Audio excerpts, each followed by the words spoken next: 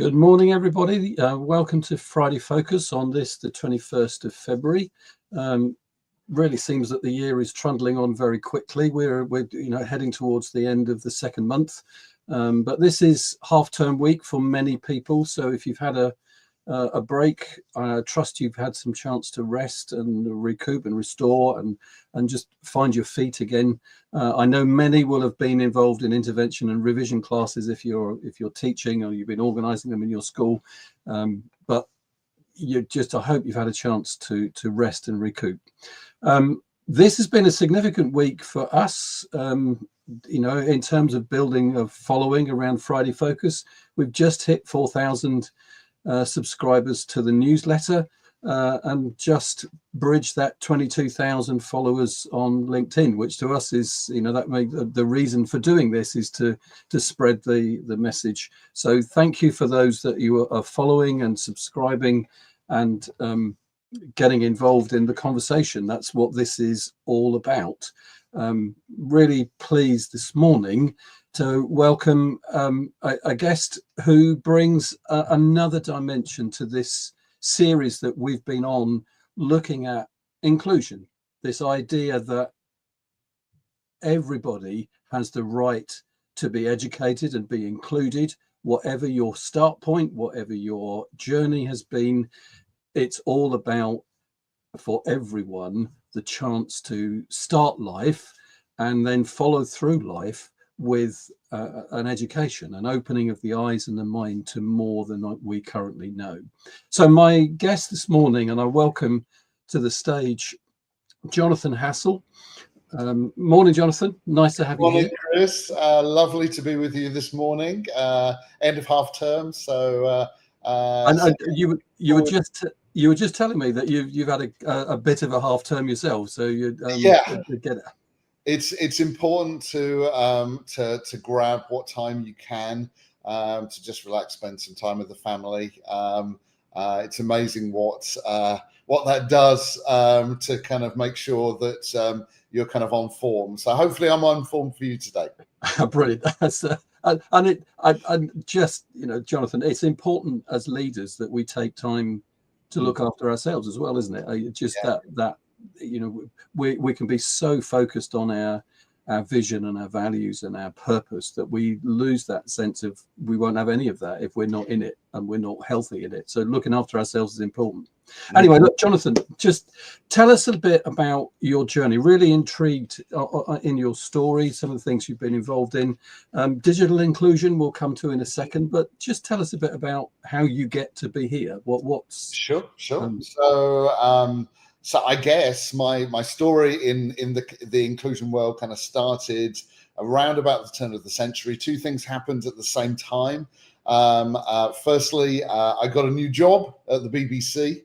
I was editor of Standards and Guidelines, possibly the least sexy job title in the BBC. But it was my job to bring people together who were working mostly on sort of creation of websites, but later apps as well. The BBC was a huge organization, lots of different sort of elements of it. Obviously, education, things like Bite Size, but all the way across to the news site and all sorts of different things. There were 400 different websites. And it was my job to try and bring together the people who were creating those sites to try and work out what we did that was good, and how would we capture that so that we could share it with other people who are maybe starting at the BBC, or for that matter, our external sort of agencies as well. It was really important for us to set a standard to say, this is what we think good is.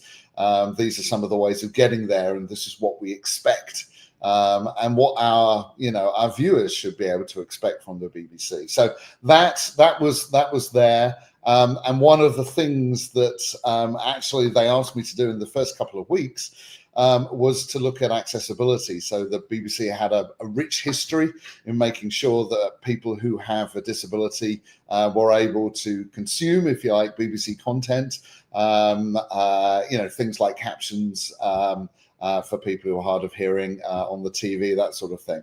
And so we were in the new digital space, as it were. How do we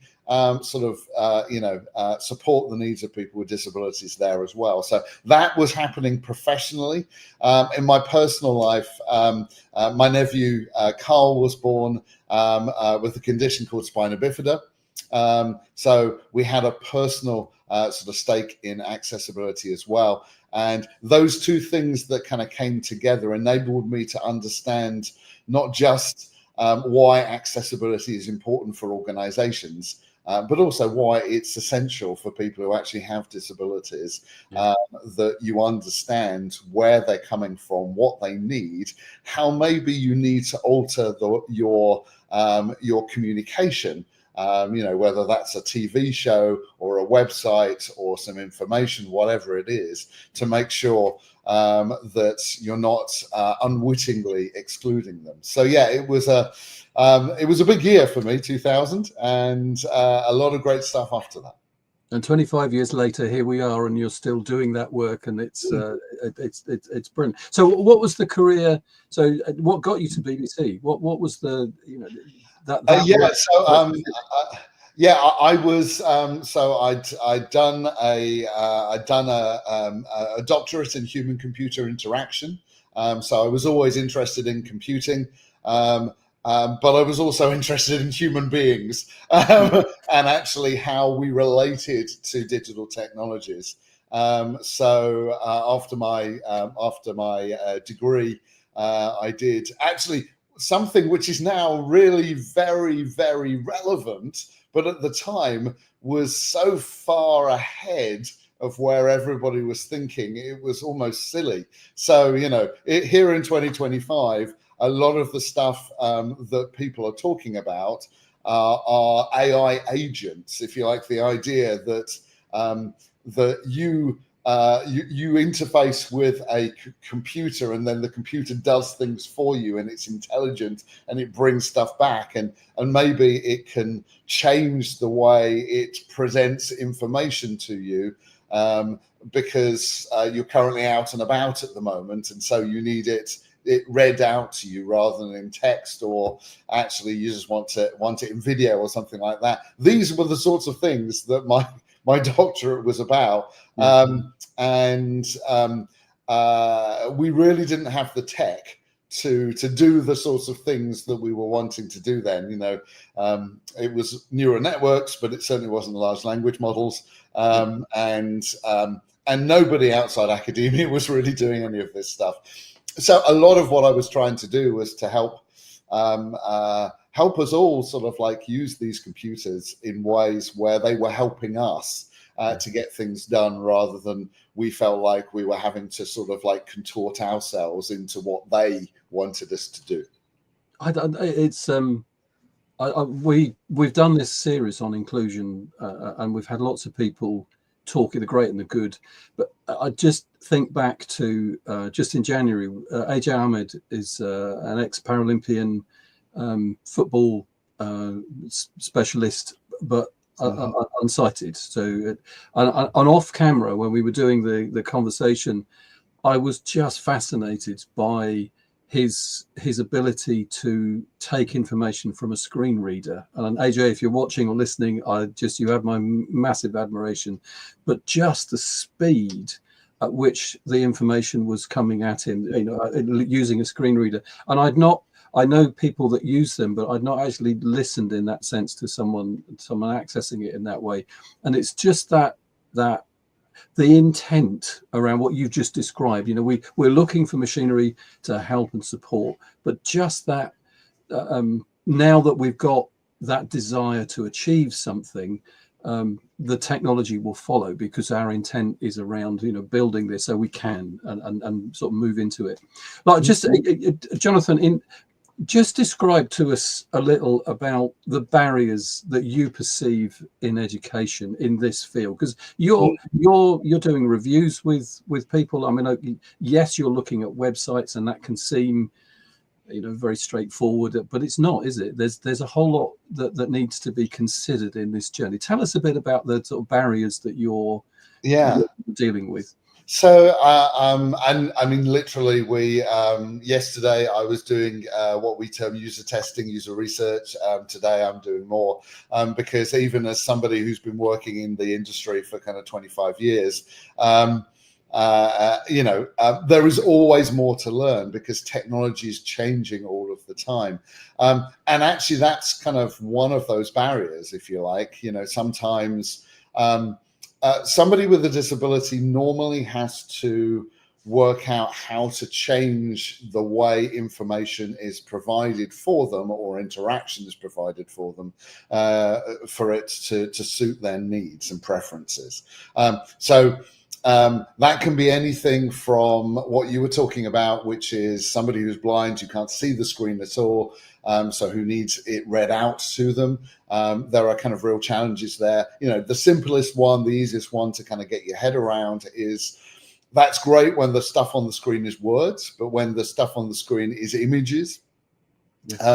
They say a picture tells 1,000 words. Actually, listening to 1,000 words takes a hell of a long time. That's one of the reasons why people who use screen readers use them at an incredibly kind of fast rate, because it's a very slow method of actually getting information in. So a lot of the things that if you like, accessibility guidelines are all about is to try and say, okay, so we have the ability to voice stuff. That isn't enough, when we've got an image, what about that image should you be talking about? So to give you a perfect example, I work with a lot of publishers. They have a lot of academics that I guess I used to be one when I was doing my DPhil. I read loads and loads of papers. Papers are the most boring things in the world because they're just text. And so to try and make your academic paper a little bit more interesting, you normally try and put some sort of like figures or whatever there. A chart or two, yeah, exactly, to explain some of the data that you're talking about in the survey or whatever it is. So you'll have a graph, and then so the publishers get these papers sent to them, and maybe as part of a compendium for a journal or something like that. But the alt text for the graph hasn't been included by the person who created it. So you have some person there going, okay, I have to describe what this graph is in words for somebody who can't see it. And actually, it's not what it looks like. It's actually what the purpose of the graph is. And that is something that, the person who created the graph should have been thinking about. Why am I using this method to actually get across information? Does it have no information at all, and it's making me make the paper look a little less wordy, in which case it's nothing you're missing at all, so don't bother? Or is there something about this graph that I really want to convey? And oftentimes a graph can possibly convey upwards of 10 different things. You could look at a graph and you could ask people 10 different things about that graph. What was the value in this particular year? At what point did this trace sort of like overlap with that trace? These are the sorts of things that you can see on a graph very clearly, and find that information in a kind of exploratory way. If you can't see the graph at all, and it's just been given to you, and you've got to explain this thing in as few words as possible, that's not easy. No. So that's just one example. Another example, so that's somebody who's blind, if you like, who for them the words are the thing their screen reader can do. If you like, the images are the challenge. For somebody who's dyslexic, it could be the complete reverse. Words are my kryptonite. Give it to me in an animation or in a video or something like that. We were doing some user testing of a website with a young man who has a learning difficulty yesterday. And actually, he was able to put in all of the information into quite a complicated website. He just didn't understand all of the words, because the words in that particular case were almost like written by lawyers. It was about claiming a refund for something, and the words were the problem. He could understand how to fill in stuff in forms, but the way that the information had been conveyed just didn't work for him at all. Language that came out of his mouth was confusing and actually scary. If I'm trying to get this done, it feels like if I make a mistake in this form, I might, something bad might happen. And so a lot of people, when they are dealing with either information or interactions with a site, just find it not supportive enough of where they're coming from, their needs, their preferences. And so accessibility is really talking about how do we understand the diverse needs of different people with disabilities, all of whom may want something different. They've all got a different definition of what good looks like. How do you create something that works for all of those people? That's the challenge, and that's why it's so interesting. I hear that. It just your passion for that. That everyone has the opportunity. Just what you've just said. The young man who wants to access the website to get a refund. What's the result if he doesn't? That's unfair.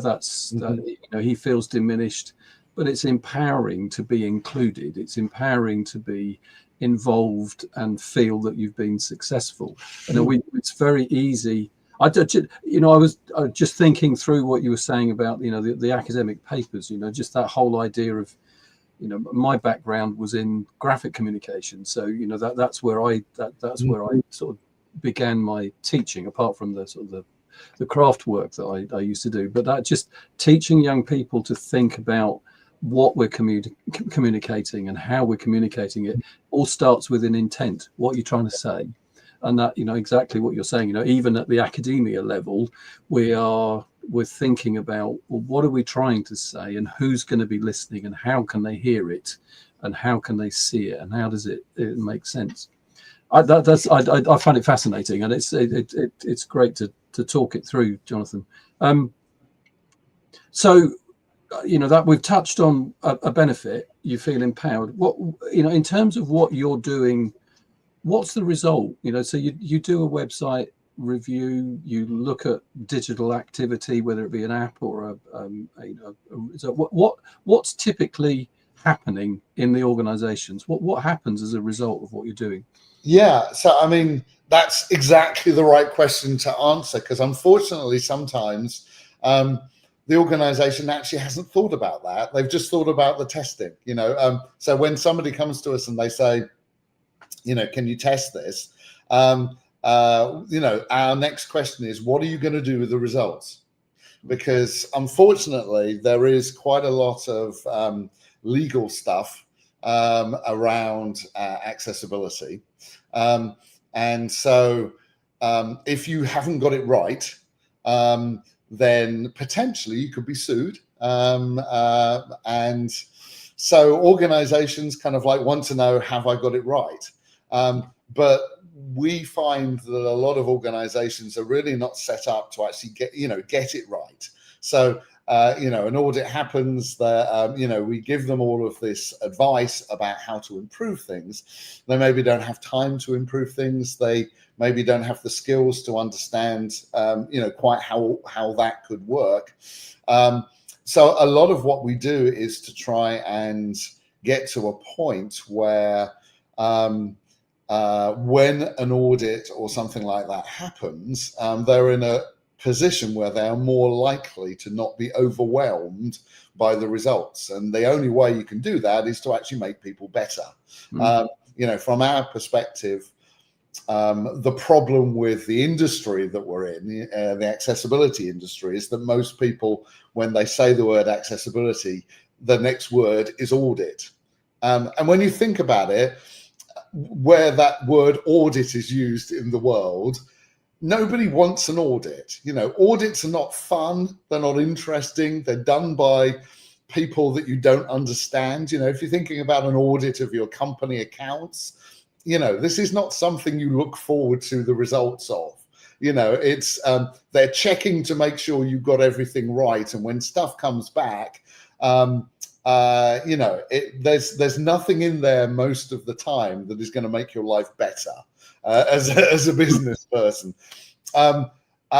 What we have in the opportunity, so accessibility is very different, because if you can get it right, you get people using it. In that particular instance, not only if that website is better, people feel empowered, but also, if you like, that particular industry is working better. If I can't get a refund via a website, I may have to call, for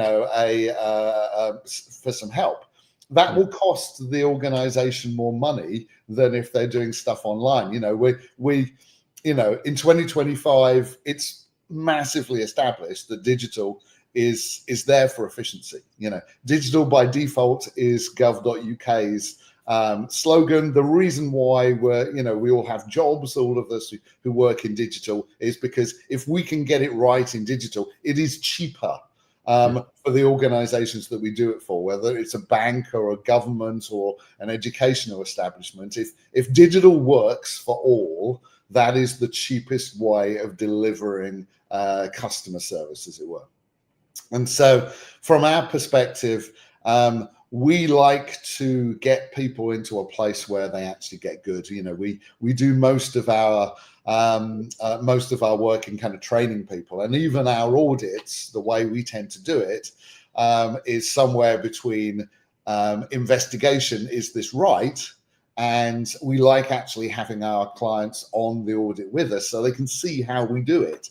We can demonstrate the importance of these things. We can demonstrate the experience. They may not have, looked at what they're doing from the perspective of somebody who's dyslexic or blind or has difficulty using their hands. As soon as they get shown something, they're actually more able to understand why this is so important. And also, we show them the tools. Sometimes there's a lot of expertise that needs to be applied. But sometimes there's a tool that's available completely for free that people actually, if they knew about, could start, sort of checking things themselves. And that's our kind of tone of everything. We're about empowerment, because that's if we can empower those that we work with, they can empower all of their users to actually, get done whatever it was that they came to their website, their app, their e-learning, whatever it was. So yeah, that's our kind of tone on everything.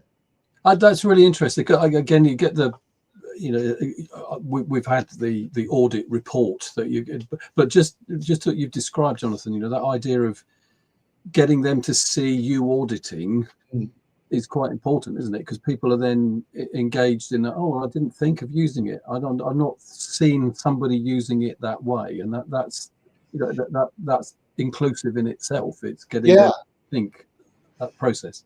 I think, yeah, absolutely, and I think it's also having done a DPhil, having worked. So when I was at the BBC, I worked for 2 years on a project called BBC Jam, which was trying to help kids learn curriculum subjects via playing computer games.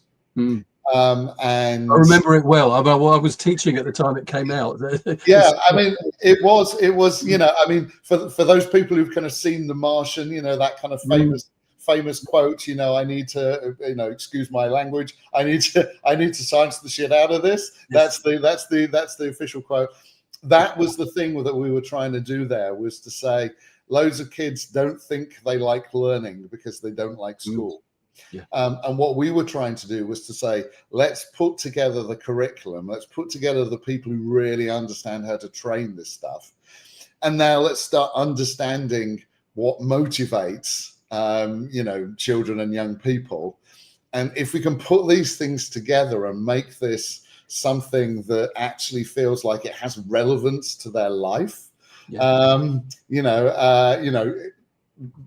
Martian would still be on Mars, that guy would have been there unless he'd been paying attention in his science stuff. suddenly science becomes totally relevant to the situation he's in.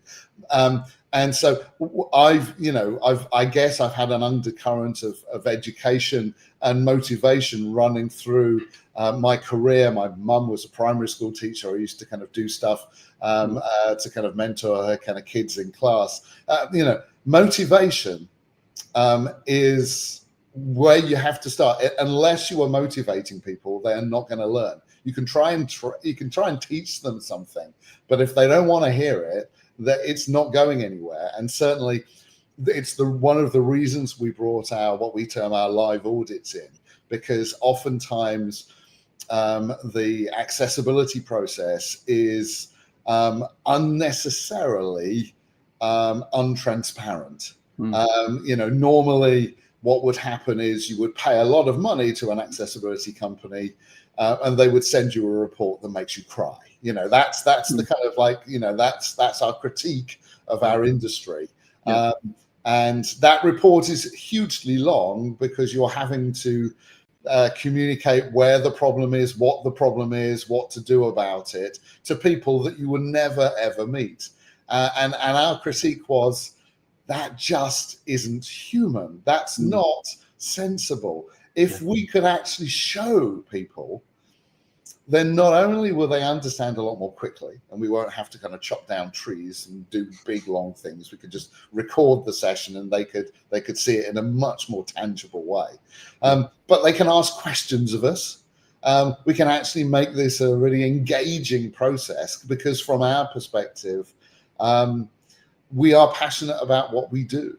That comes over, in a minute of actually meeting any of the people in my team. It's really hard to get that across in an audit report. But actually, when you show people, suddenly that becomes infectious. And so from our perspective, motivation, why would I do this? How would I do this? What are the impacts of doing this? Because everybody is time poor. Everybody is looking to fit far too much into every single working day. And for us to enable them to even get their brains around what to do for people who they may have never met before, and they may not understand their needs particularly well at all. Some of their needs may be utterly scary. People who are autistic sometimes have sort of requirements of information that is just so different to everyone else. We did some research for the National Autistic Society to kind of paint in, if you like, the guidelines that were needed for people who are autistic, because unfortunately the Web Content Accessibility Guidelines, so the international guidelines for accessibility, really just couldn't handle neurodiversity at all. So they just kind of went dyslexia, sort of autism. No, that's not going to be in here. And we thought that was just deeply unfair and really kind of scared and sort of, so we said, okay, people who have a spectrum condition, so not everybody who's autistic feels the same way about anything. That is a challenge. But it is not an insurmountable challenge. Actually, if you're good at research, you can start to try and work out, can we kind of segment here? Can we understand? But, one of the things that came back that we've been kind of working with lots of kind of marketing people with is that exactly what we're doing now. So you and me, our heads on this screen, that is what a lot of people who are autistic really do not like. They do not like kind of like looking at information and actually seeing someone's face talking. That can be the thing. So human interest images, we work with lots of banks. Banks are, to a certain extent, banking services are kind of boring. The way you make them interesting to people is human interest stories. You put pictures of people, using banking. And it's kind of like, for people who are autistic, that's not a great thing you've done there. So these are some of the challenges. People are different, people have different preferences, requirements. A lot of people I'm looking at the background and I'm thinking you've probably got your kind of purples and your kind of pinks and your reds about right. But if it were more red than that, I know a lot of people who would only listen to us. They wouldn't watch what's happening on the screen because they find the color red to be linked in their mind with danger and stop. So like, Right. why would I expose myself to an hour of something that kind of pushes me in a different direction? So you're fine with this, but we've worked with lots of organizations, including BBC News, who have the color red as a key color in their palette. And once you start to understand, if you like, how people's disabilities, their preferences, their conditions impact on how they consume information and are able then to kind of respond to it, you start opening up, for us, stuff that is just absolutely fascinating and actually starts to explain on occasions why you may be not getting the right sort of response. We help lots of organizations who are kind of recruiting people into the organization.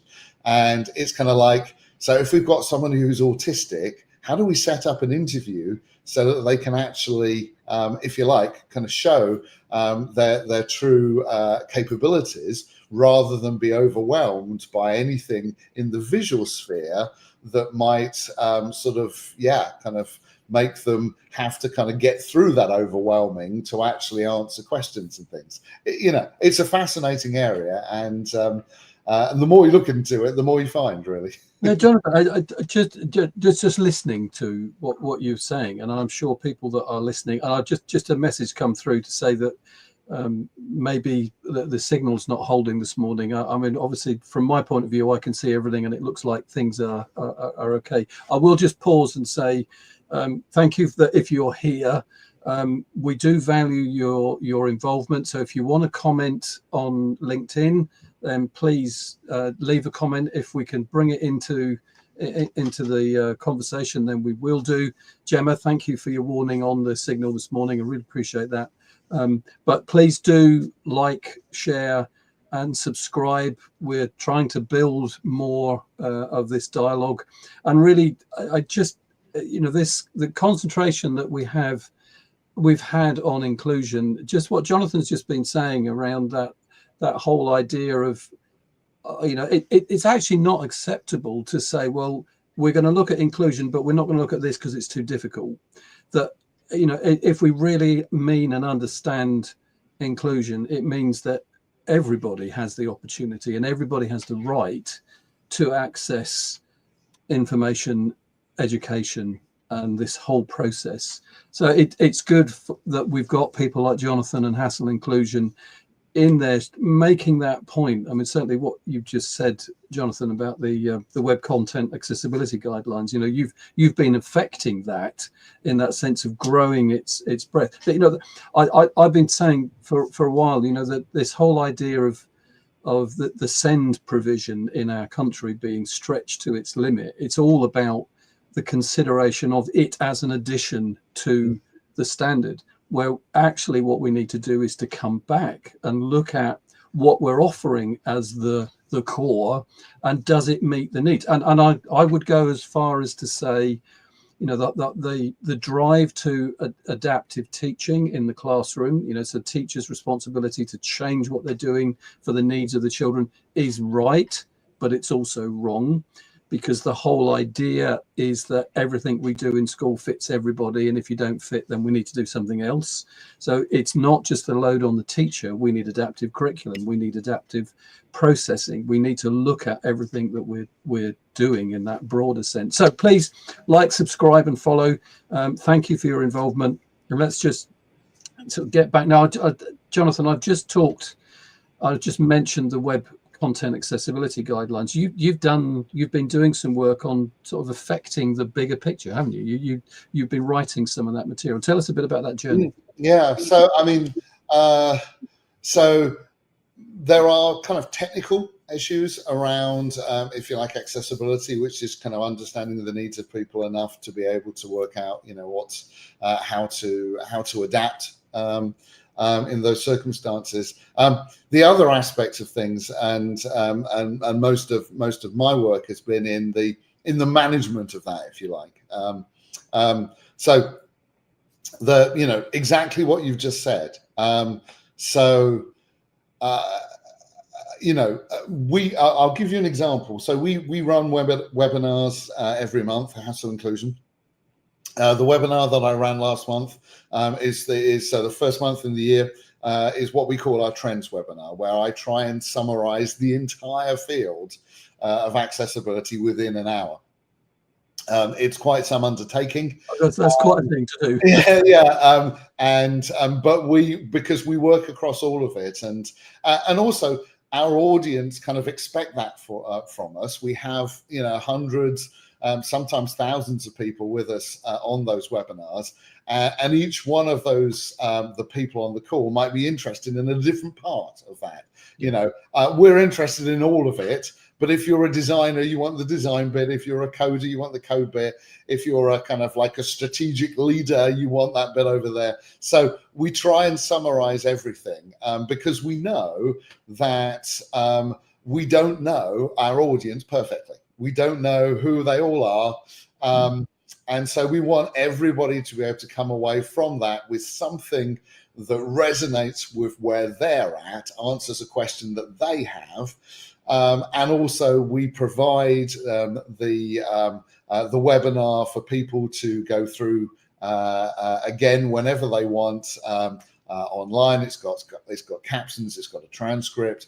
You can jump around with it and find the things that you want. But when we deliver it, because we're a business as well, part of the reason we do all of that stuff is because our clients come from all of these different parts of industry.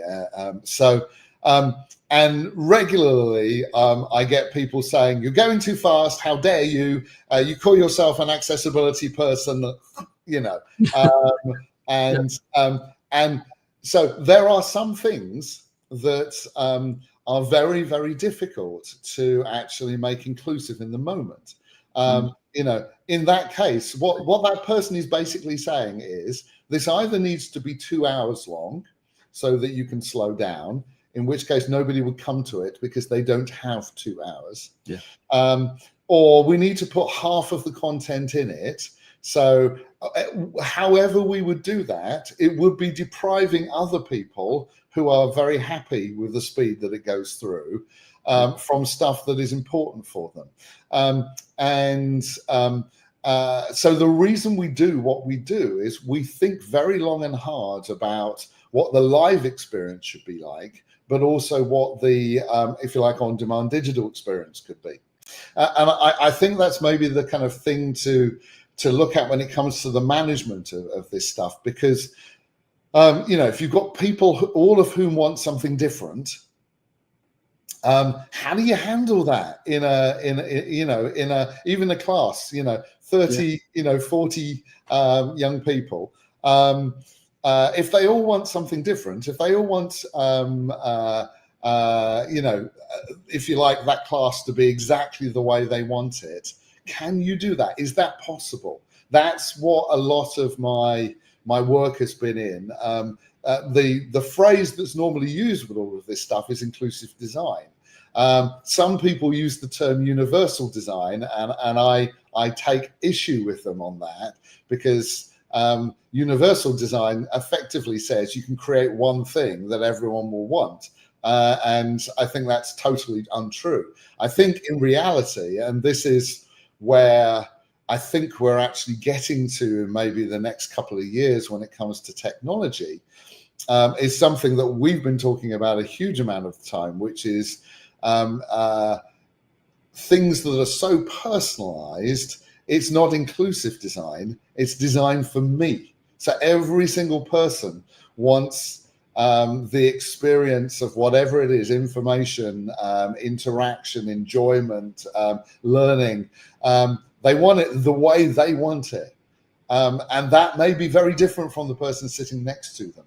And actually, some of the things that technology allows us to do is to say, here is, a 1 hour webinar. It's going to be out there as a podcast as well. You can watch it, you can listen to it. I'm guessing you'll probably transcribe this. As soon as you transcribe it, you can then put it into ChatGPT and it can be summarized. So if you've only got, if you want this in 10 bullet points, you will be able to get that. And so that's the thing. So different people want different things, and how to manage the process of delivering that almost impossible ask is a lot of what we've done. And we, in the educational sense, you can very much at least try and think of individuals in your class. Yeah. A lot of what we do is for millions of people, and so it's about how we understand how to use our time so we can get our messages across to as many people as possible, without it being impossible from a resource perspective. I think of all of the stuff that my mum was doing, as a reception teacher in primary school, before a lot of this stuff kind of came in, and that kind of one-to-one interaction with all the kids. I mean, she was running around all over the place. She was marking things at 11 p.m. and it's probably where I get my kind of like don't really need very much sleep from. But where you have lots of different people who want a slightly different thing, to deliver that as somebody who is trying to deliver not information, but learning, education. I mean, this is much higher. If we think of Maslow's hierarchy of needs or whatever, then if I need information to come at me in a particular way for me to consume that's the first part of a learning experience. There is a whole kind of, the social aspect of it, the interactive aspect of it, the checking in. Did you understand that? This is not easy. I can't quite imagine, most teachers these days who are able to do this. A very good friend of mine, I've literally just been walking with him this morning. He's my age, and he's dyslexic, and he's trained to be a teacher. And good for him. And so he and what he's finding is that the fact that he's kind of, for want of a better word, out. He's actually, saying I'm dyslexic, and you can be dyslexic and be a teacher. Yeah, that is having a huge impact on the students in the school that he's at. That students who are dyslexic are going to him to kind of say, you mean I could be, not only I could learn this stuff, but I could teach this stuff? Yeah. Just like blow my mind. Other teachers coming to him to say, I've got a student in my class who's dyslexic, what should I do? And to which the answer is talk to them, see what it is. We've been working with a very large bank who have a program where they've just started, where they've got apprentices coming in to work in accessibility. And it was kind of like an affirmative action type thing. So you needed to have a disability to get one of these positions. And we were the people who were kind of training them up. We had one-to-ones with each of the people beforehand. And we said, okay, we're here to kind of like, you've got like a 20-week course where we're going to be training you in all of this kind of digital accessibility stuff. How do you learn? Can you? What are your preferences? What's kind of worked for you in the past? And the thing that kind of slightly blew our minds in a not necessarily a good way was that of the four people, two said, nobody's ever asked me that before. And they got all the way through school, university, college, through into working in one of the best banks in the world. And nobody had actually asked them how they learn. And some of them had to kind of like say, you know what, can we stop the conversation here? Can I go away and have a think about that? And then we can talk about it, because actually knowing what it is that works for you isn't necessarily something that you're granted if you have, a disability or not.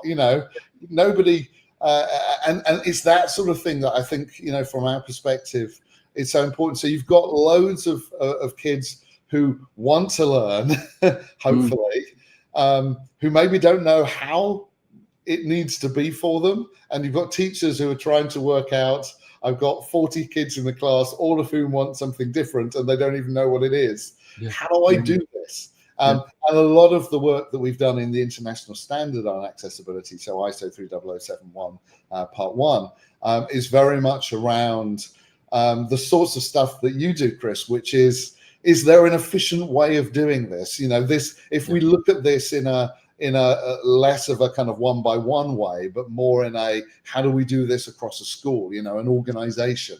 How do we set ourselves up for success in this, rather than just feeling overwhelmed with the task ahead of us? Yeah. That's the sort of stuff that we find is really kind of missing out there a lot. And it's so important to try and help people kind of deliver what they really want to deliver. They just don't totally know how to get it done in a way that enables them to also have their own mental health, because they're not spending all of their time desperately trying to achieve a level that they don't have the support or kind of structures around them to deliver. I'm just going to say that we're talking about accessibility. We're talking about being able to get into this learning experience. There seems to be some issue with LinkedIn this morning. So if you're struggling with LinkedIn, we are on YouTube. If you've found it difficult to get into it, we'll leave some notes afterwards, and you can go back and see the conversation on YouTube. There seems to be no issue with that. LinkedIn this morning seems to be having a bit of a difficulty. I just want to sort of highlight something that you've just said, Jonathan, about, because this is, as an educator and as someone that's been around education for, well, I said 40 years this year. It's I've seen a lot, been around a lot. There's this whole thing, because what you've just alluded to was this something that educators struggle with in this learning styles. And from a research point of view, there is a lot of research that suggests that there is no such thing. But what we are talking about is children's ability and young people's ability and adults' ability to access a learning experience. Now, I know personally that I find just getting into something, I'd like to listen. So I've got on my phone a massive podcast that I'm listening to, not all the time, because it's not on now, but I find that an interesting and accessible way to begin. I also, as a someone that was involved in crafts and doing things, I watched and I listened to people doing things, and I learn by watching and mimic. Now, I know for me that those are two favored ways of starting my access to something I don't know. Lots of people do DIY by finding a video on YouTube, and that's how it's done. I'll get the tools. Can I do that? What techniques are being used? Now, that's what you're saying, really, Jonathan, isn't it? It's that ability to access.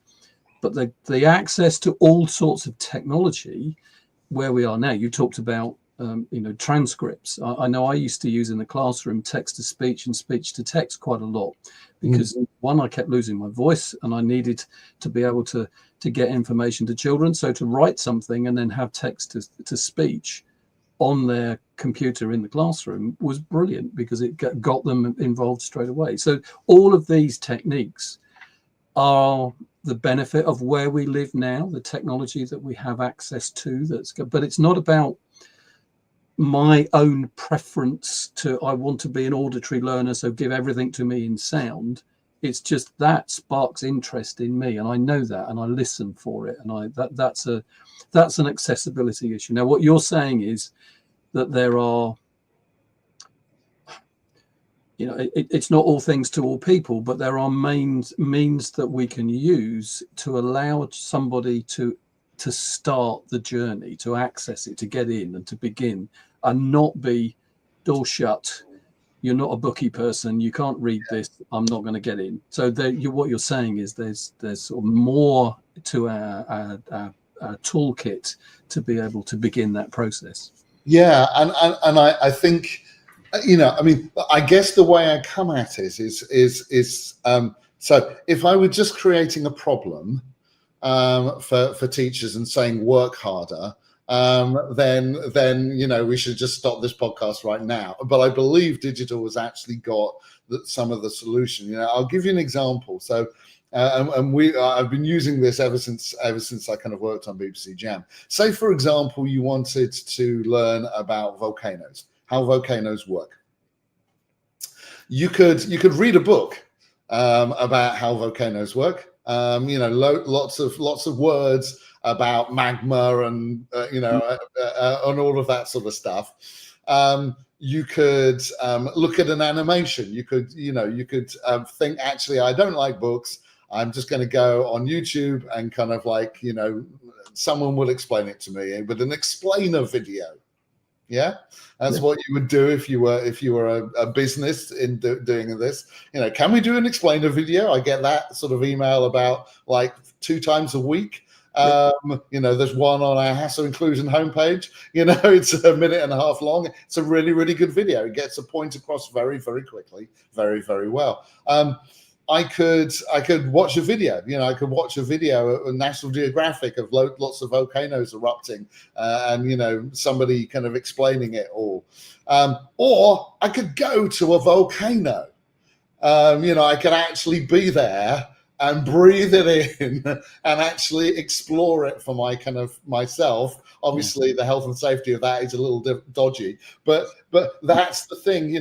That's that to me is what works. I would term that learning styles. If there are some educators out there who think that doesn't exist, that's absolutely fine.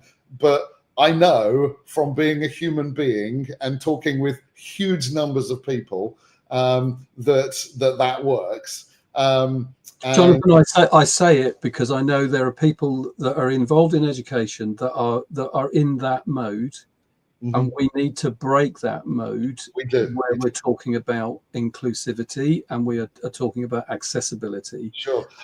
Can I give you one example of that? Please do. My son uses Duolingo. He is using Duolingo to learn Scottish Gaelic. Oh, well. We didn't ask him. Nobody said, if you don't do this, you get fined and we'll speak to your parents because you've not been at school or whatever. You've not learned. How dare you? He used his own time, his own money to go on to Duolingo to learn a language that hardly anybody on the planet speaks. Why? Why did he do that? And why is he trying to persuade my wife to use it to learn Japanese? That's what we should be asking ourselves. And the simple answer to that is that outside the schooling system, gamification, the sort of stuff that we were doing on BBC Jam. So for him, he wants to make sure he maintains his streak. Every day, if he does 5 minutes on that, He hasn't broken the streak of the number of days he's been doing it for. We're all desperate to get the kids into school, like attendance rates up or whatever. It's the equivalent of that, but he's making it happen for himself. And he's doing it because there is something about that experience that works for him. Yeah. And I defy anybody to say that's not something that we should all be kind of learning from. That's what we were trying to do on BBC Jam, was to say, let's understand, the curriculum and education and teaching and pedagogy, and the highest level of that. I had access to some of the best, teachers in the world, on how to teach blind kids maths or whatever. I listened to them. I then listened to kids, and I said, "What's cool?" And then we used to do what we call sort of colliding, which I basically said, "Okay, we're going to put your ideas and your ideas together in one room, and we're going to see if we can come up with something amazing that actually does this teaching stuff in a form that these kids would actually want to consume." Yeah. That was what success looked like for us, and that's what we were doing. And that's, I guess, the what I would term the gift of inclusion. That is that it stops you. You can't do it the way you've always done it. All of those special educational needs, kind of like super teachers, from vision impaired schools that don't exist anymore, who we were trying to capture what worked. They were coming up with stuff in a really innovative way, because they had individual kids who just weren't going to get this. You can't do, the sun is round. And that explains what a circle is, because this is a blind child. They've never seen the sun. They never will. How do you do it, with touch, with coins? How do you explain shape by the shape of rooms, where you can walk down the walls and feel things, to actually put things into people's imagination? We asked them, what are the hardest things for kids to pick up who have this particular disability, and we then try to come up with completely new ways of doing things. That is the challenge of inclusion. It's also the gift, because what you come out of it with is stuff that makes you massively passionate, because it is so interesting and cool.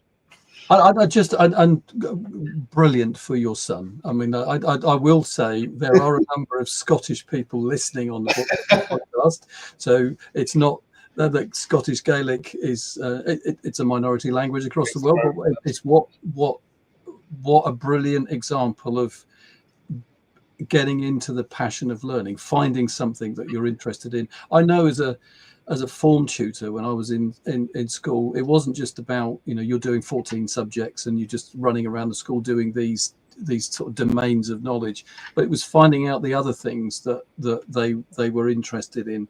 One of my form group still is a massive proponent of skateboarding. I mean, he's still, he's Cool. He will be in his 50s now.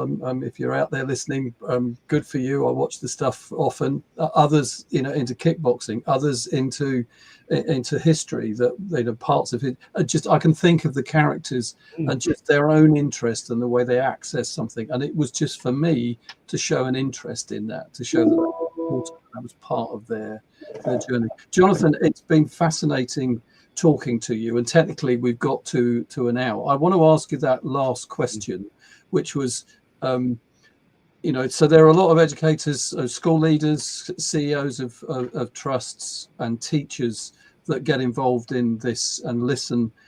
If there was some simple things that people could do, what would you be pointing them at? What would you, if there was one thing that would make a difference to the to their life, what could they be doing? Because some of the stuff you talked about is Yeah. quite high level review. On a basic level, what Well, will be doing? kind of, yeah. So I want to go kind of human rather than necessarily basic or the thing that I really, you asked me the question, if one thing I could change, what would it be? And certainly from my perspective, and I know it's something that kind of really relates to you as well. So what skills do people need to get to be, useful in the workplace? That's something that I think about all of the time. And when when I'm looking at my son and he's saying, what subject should I do to get a good job? They don't exist, because the subjects are stakeholder management, resilience, teamwork. These are the things that actually get you places in the rest of your life that you really rarely get there. So those are, I think, are the skills that I would want us to be kind of focusing on, and bringing that around to kind of where I come from in the inclusion world. Those skills are, in general, the skills that people who have a disability have to pick up. If you go onto LinkedIn after this and you put in dyslexic thinking as a skill, you will find it there. Richard Branson has been doing a huge amount of stuff with something called Dyslexia U, which is a kind of university of dyslexic thinking. A lot of people, and these things are, if you like, examples of what happens naturally, where the world has been created for people who don't understand you. So what you have to do is to work around the stuff that doesn't work. And you have to have it in you, otherwise you just don't get there.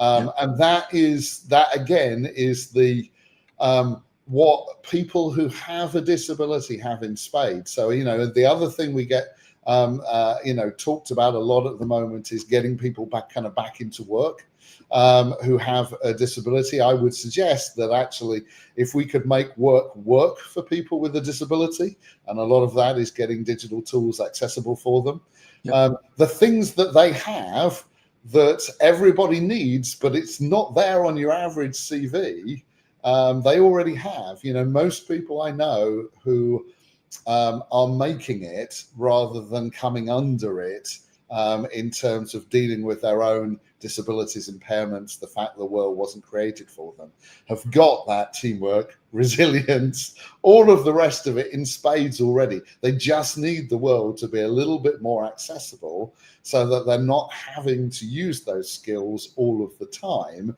to actually catch up with everybody else.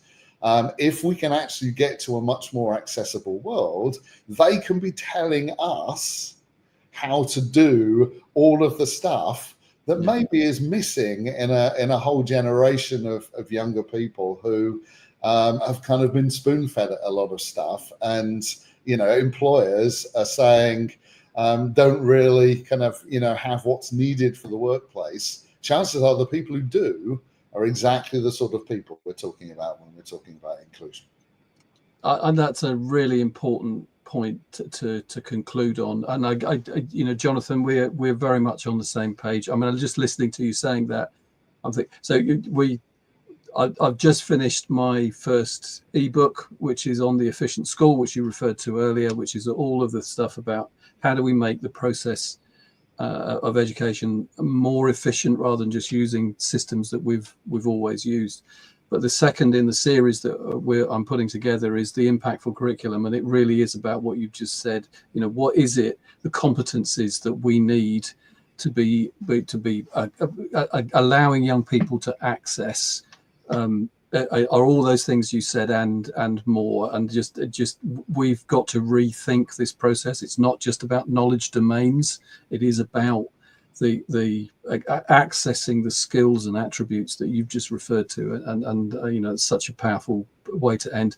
Look, for our listeners, I'm sorry that we seem to have struggled with LinkedIn this morning. It seems while Jonathan's been talking, I'm trying to sort of manage the the process to LinkedIn. If you are still able to hear, or if you're able to get back to this on LinkedIn, we will put the links to YouTube so you can watch this and catch up on bits that you've missed.